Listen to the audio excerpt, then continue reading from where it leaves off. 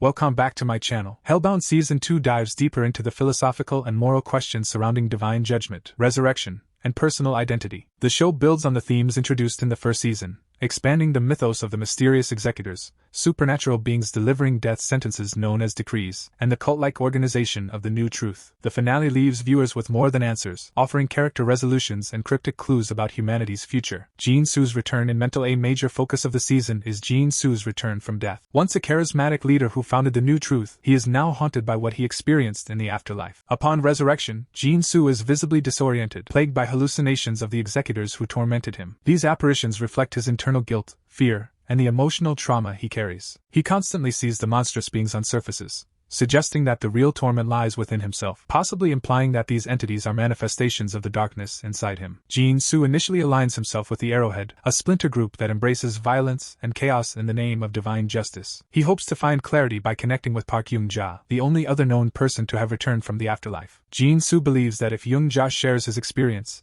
he might find meaning or peace in his second chance at life. However, as he loses control of his mind, the line between fear and delusion becomes increasingly blurred. The climax chaos at New Truth Jabber. The story reaches a critical turning point when Jin-Soo and the Arrowhead storm the New Truth headquarters. Their goal is to disrupt an event intended to showcase Young-yang, who has been imprisoned and used by the New Truth as a symbol of Jibber authority. The chaos culminates in a tense confrontation between Jin-Soo and Young-ja, where Jin-Soo hopes to find solace in discovering that someone else shares his torment. However, the encounter doesn't go as Jin-Soo expects. Unlike him, Young-ja has not lost her sense of self despite her ordeal in the afterlife. Instead of being broken by her suffering, she appears to be more enlightened, albeit with an unsettling calm. Her strength contrasts sharply with Jin-Soo's unraveling, leaving him even more desperate and confused. Young-ja's composure forces Jin-Soo to confront a disturbing truth. The executors, he fears, are not external forces, but reflections of the darkness within himself. In a symbolic moment, Jin-Soo stares into a mirror, only to be attacked by the hallucinations he sees. This confrontation triggers a horrifying transformation. Jin-Soo becomes an executor himself. This twist raises profound questions about the true nature of the executors. Are they divine beings,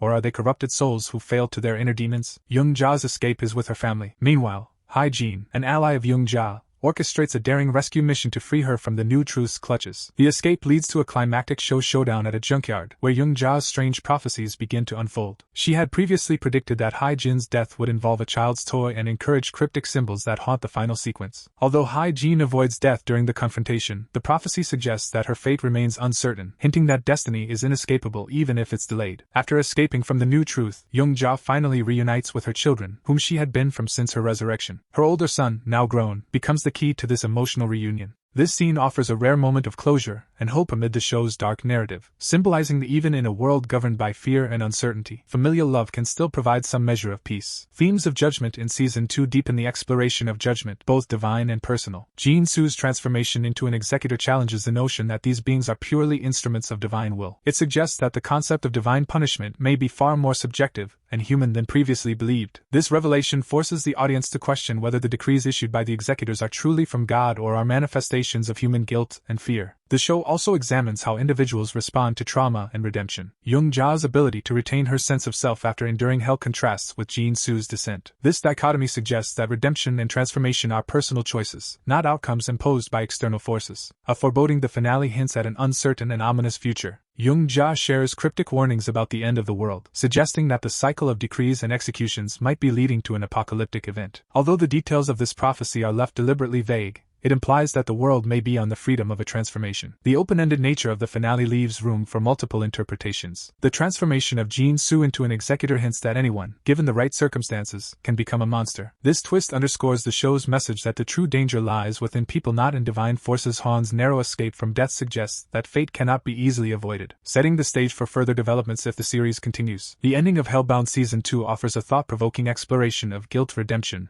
and the nature of divine justice. Jin-Soo's tragic arc from a charismatic leader to a broken man transformed into a monster challenges the idea that resurrection offers a second chance. Instead, it shows that returning from the dead can bring new, especially if individuals cannot reconcile with their inner demons. Young's survival and reunion with her children provide a glimmer of hope, but her ominous warnings leave viewers with the unsettling sense that the story is far from over. Thanks.